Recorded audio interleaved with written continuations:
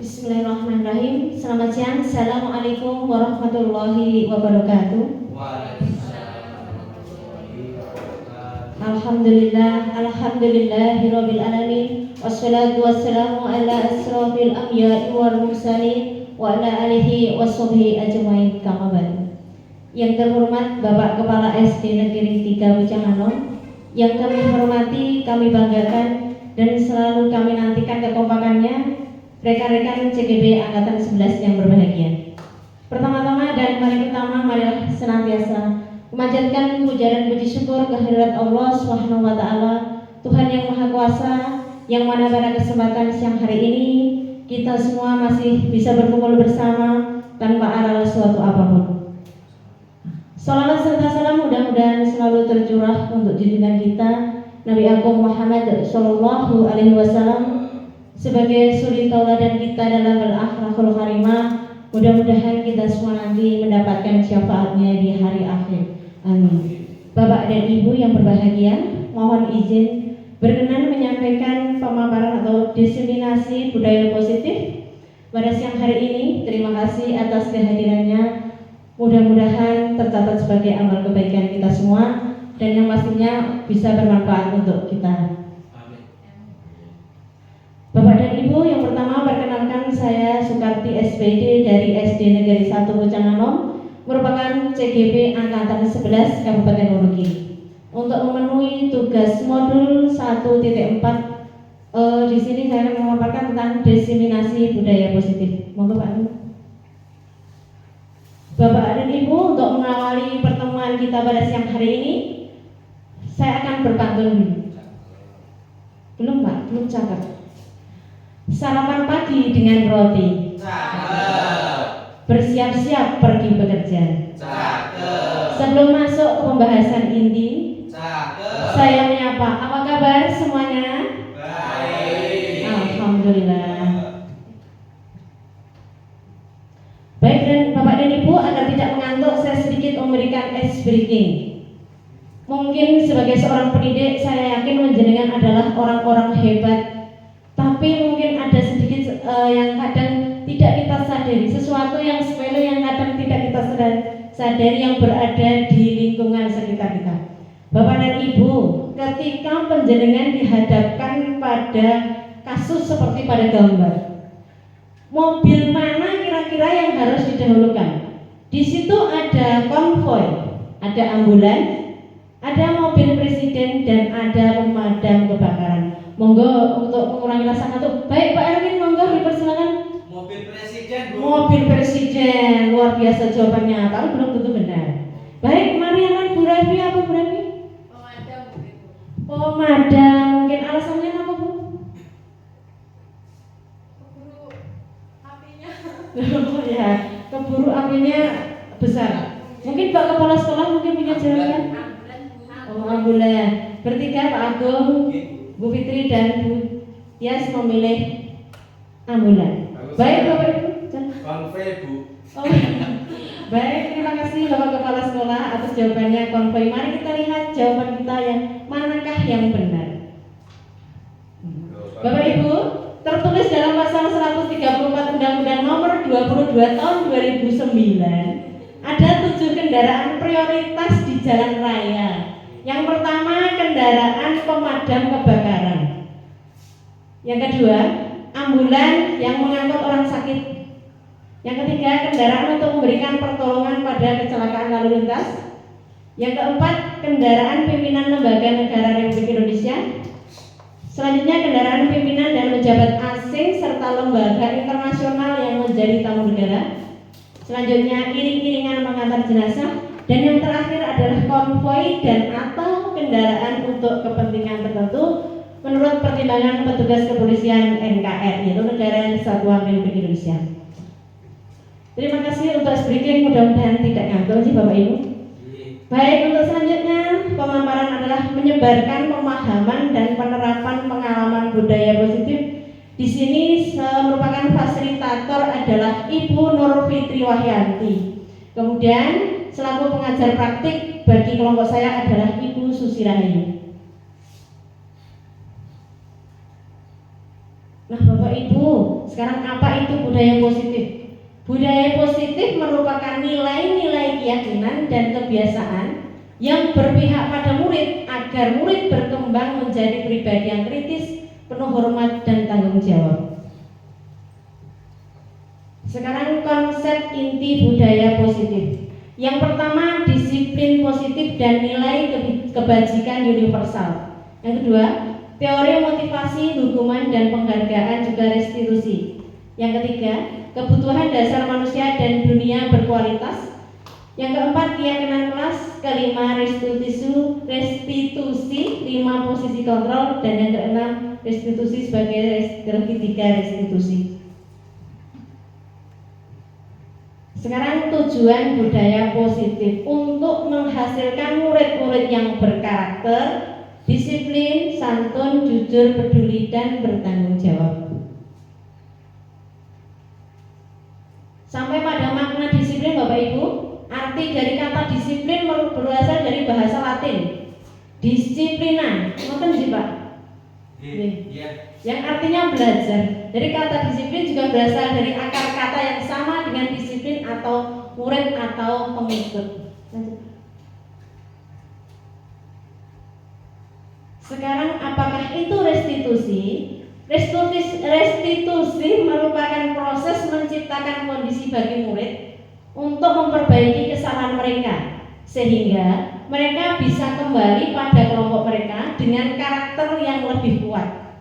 Restitusi juga merupakan proses kolaboratif yang mengajarkan murid untuk mencari solusi untuk masalah mereka dan membantu murid berpikir tentang orang seperti apa yang mereka ingin menjadi tujuan mulia dan bagaimana mereka harus memperlakukan orang lain. Gosen 2004.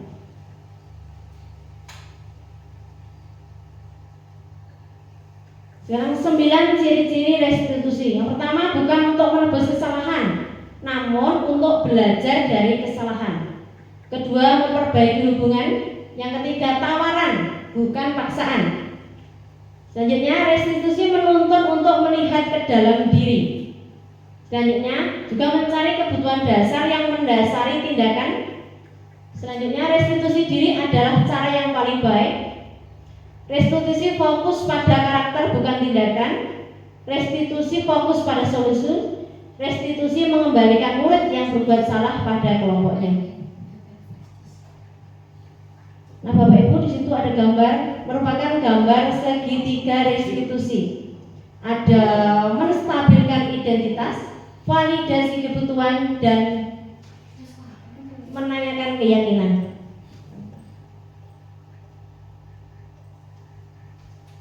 Baik Bapak Ibu, kita kupas dari yang pertama, menstabilkan identitas. Untuk membuat anak yang merasa gagal karena berbuat salah menjadi positif terhadap dirinya. Misalnya, berbuat salah itu hal yang manusiawi. Tidak ada manusia yang sempurna. Bapak Ibu juga pernah membuat salah. Maksudnya Bapak Ibu guru. Kita pasti bisa menyelesaikan permasalahan ini. Bapak Ibu tidak tertarik untuk mencari tahu siapa yang benar, siapa yang salah. Bapak Ibu lebih tertarik untuk menyelesaikan masalah. Kalau kamu menyalahkan dirimu sendiri terus-menerus, apakah kamu bersikap baik pada dirimu sendiri? Yang selanjutnya, validasi kebutuhan. Ini membantu siswa mengenali basic need atau kebutuhan yang ingin dipenuhinya ketika melakukan kesalahan itu. Kamu bisa saja kan melakukan hal yang lebih buruk, tapi kamu tidak melakukannya kan? Kamu pasti punya alasan mengapa melakukannya. Apa yang penting bagi kamu? Kamu boleh tetap berusaha menjaga sikap itu, tapi tambahkan sikap yang lain yang baru. Maukah kamu belajar cara lain untuk mendapat yang kamu butuhkan tanpa harus memukul? Apakah kamu bisa melakukan dengan lebih baik besok lagi? Selanjutnya merupakan 5 kebutuhan dasar manusia. Yang pertama, kasih sayang dan rasa diterima. 2, penguasaan. 3, bertahan hidup. 4, kesenangan. Dan yang kelima, kebebasan. Apakah Bapak Ibu sudah menerapkan 5 kebutuhan dasar atau sudah memperoleh haknya? Belum. Yang mana kira-kira Pak Erwin yang belum? Penguasaan. Penguasaan. Terus sebentar lagi nanti menjadi kepala sekolah besar atau menjadi pengawas. Selanjutnya, kebutuhan dasar manusia. Yang pertama, kebutuhan bertahan hidup. Kebutuhan yang bersifat fisiologis untuk bertahan hidup, misalnya kesehatan, rumah, dan makanan. Selanjutnya, kasih sayang dan rasa terima. Kebutuhan untuk diterima meliputi keinginan untuk tetap terhubung dengan orang lain, seperti teman, keluarga, pasangan hidup, teman kerja, dan lain sebagainya. Kemudian penguasaan kebutuhan pengakuan atas kemampuan, menjadi kompeten, menjadi terampil, diakui atas prestasi dan keterampilan kita, juga didengarkan dan memiliki rasa harga diri. Selanjutnya, kebebasan, kebutuhan akan pilihan, kebutuhan akan kemandirian, otonomi, memiliki pilihan dan mampu mengendalikan arah hidup seseorang. Kesenangan yang terakhir, kebutuhan untuk merasa senang, kebutuhan untuk mencari kesenangan, bermain dan tertawa. Jangan lupa nomor 5 aja Bapak Ibu. Kesenangan. Ya, karena kita harus bahagia. Ngoten sih Pak Kepala. Selanjutnya, menanyakan keyakinan. Anak melihat kesalahannya dihubungkan dengan norma sosial dan nilai-nilai yang mendasari manusia berinteraksi dengan orang lain. Apa nilai yang kita percaya di kelas atau sekolah kita? Nilai-nilai universal apa yang telah kita sepakati? Kelas yang ideal itu seperti apa sih? Selanjutnya, baik Bapak Ibu, kita masuk ke 5 posisi kontrol. Di situ ada penghukum, pembuat orang merasa bersalah, teman, pemantau, dan manajer.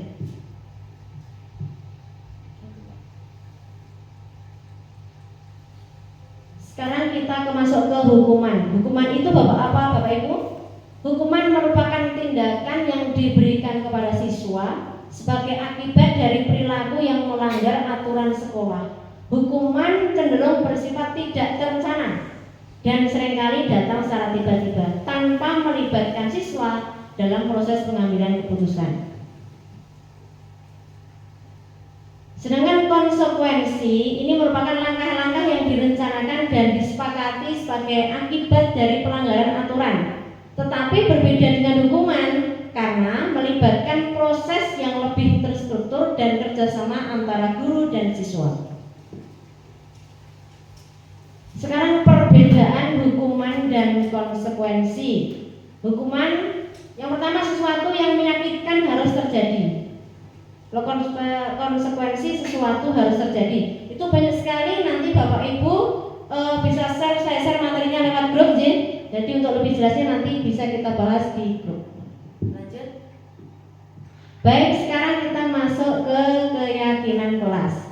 Keyakinan kelas dibuat secara universal yang mencakup berbagai aspek kesepakatan atau aturan yang sudah berlaku di dalam kelas tersebut.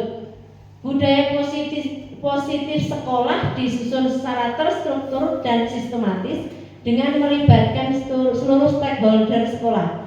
Persetujuan yang dibuat bersama antara guru dan murid selanjutnya akan ditaati bersama.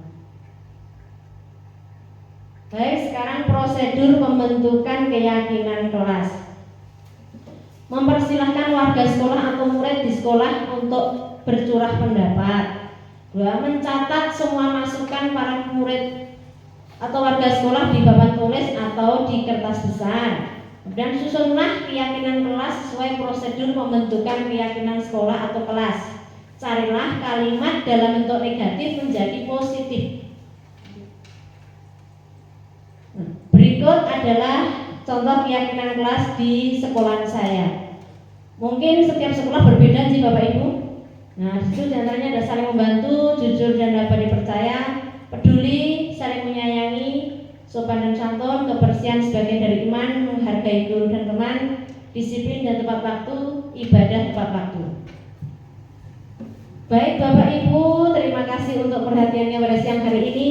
Mudah-mudahan bermanfaat untuk kita semua. Kurang lebihnya saya mohon maaf. Saya akhirul kalam wabillahi taufiq wal hidayah. Assalamualaikum warahmatullahi wabarakatuh. Waalaikumsalam warahmatullahi wabarakatuh. Baik, cukup, kita sudah